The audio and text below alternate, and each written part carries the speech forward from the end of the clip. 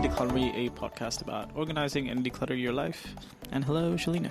Hi, Chirag. How are you? Yeah, I can't complain at all. It's a busy summer for us. It's been busy as well with decluttering and organising people as well recently. So what are we going to talk about today then? Well, I had a decluttering client last week and we helped declutter the toys for the kids. So I thought it's a good time to talk about decluttering toys. Yeah, and over the summer when the kids are home and there is a lot of toys like all over the place. Yes, well, you want to do it before the kids are at home because it does bring out anxiety for them, even if they don't play with all their toys. And people get a lot of toys from presents, grandparents. My parents are big on buying presents for the nephews and for their grandchildren all the time.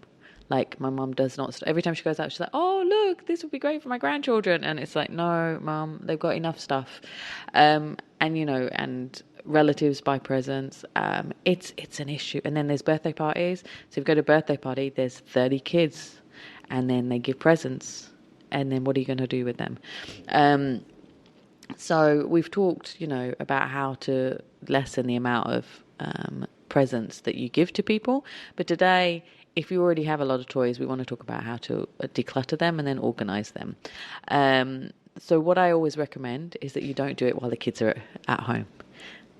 Do it while they're at school. So do it in the morning for a few hours and, go through, you don't want to get rid of all the toys. You don't want to, of course, get rid of the ones that they're favorites, and you'll know which ones are their favorites.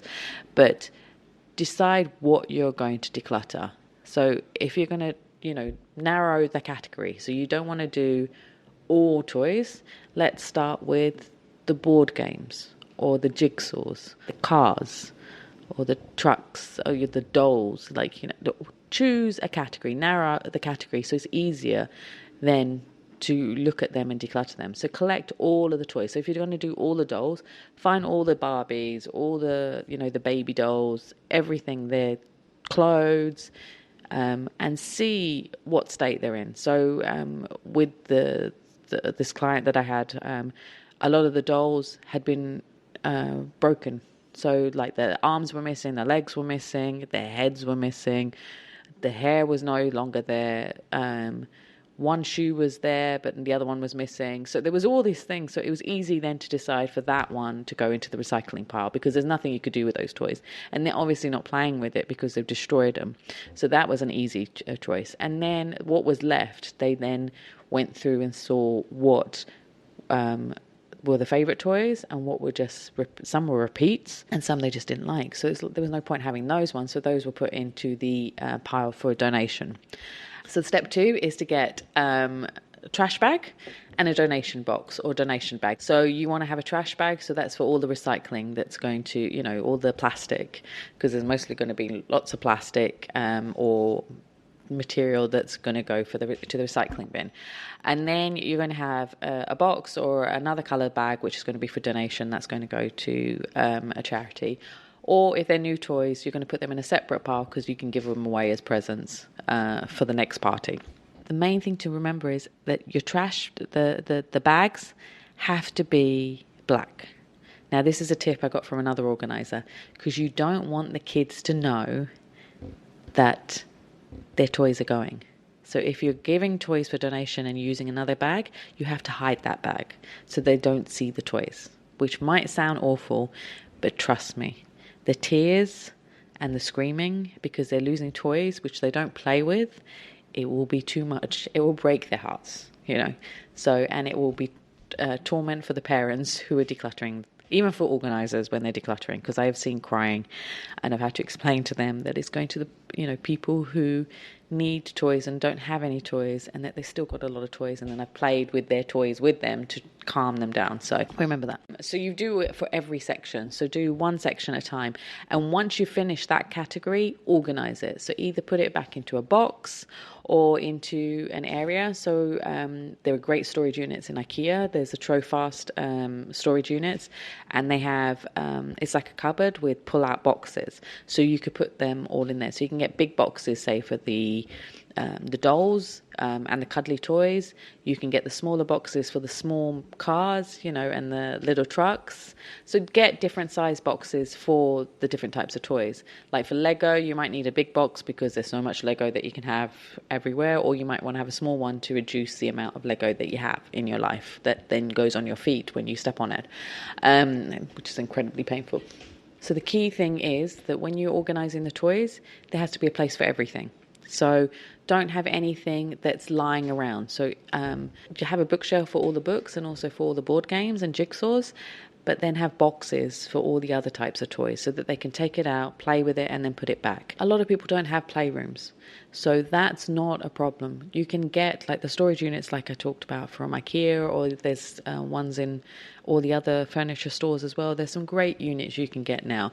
You can get them and put them, say, under the stairs, if there's an open storage there, or in the living room, there might be a corner that you can make a little playroom nook.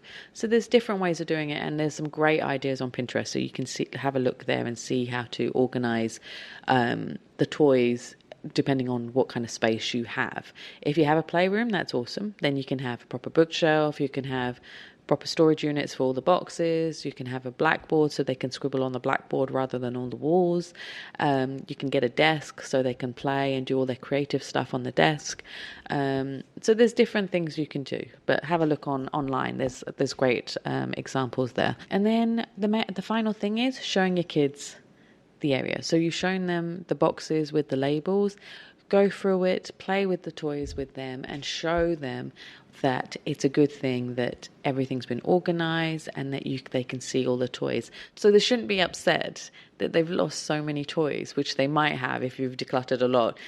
Show them that they've still got a lot of toys and now they can see them all and play with them. And that's the main thing that we want, because the problem is with a lot of kids nowadays is that they have so many toys that they feel overwhelmed with playing with them. So they end up playing just with 2 toys because they can't handle playing with the others, because they look at it all and go, oh my God, I don't know where to start. So you're reducing the overwhelmness, which of course they won't understand, but at least they'll feel that they can play with their toys now, and they'll be happier.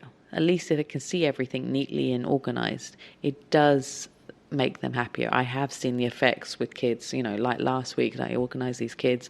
They were so happy. Like the boy had all his cars, like little cars, in a box. I take them all from random different places in different rooms, collect them all together, got all the ones that still had wheels on them and doors and they were in good condition, put them in a box and put it in a drawer. And I opened the drawer up and there was one box for the cars, one for the trains, and one for the trucks. And I said, here you are, and then you just have to take it out and you can play with it and then put it back. And he loved it. He was so proud. And then when his dad came back, he was like, look what I've got now. I've got a box of these cars. And it was so cool. He was so happy. And that's what you want. You want that feeling that they're just so proud that they can show off and say, this is how organized my life is now. So that's my tips today for organizing your toys. Super. So as always, if you'd like to get hold of Shalina to find out more, to talk decluttering for your kids even further, you can do that by visiting declutterme.com and fill out the contact form, or you can find Declutter Me on all of the social media. You can find more information about this show by visiting declutterme.com/podcast, and we'll see you next week. All right. Bye. Bye.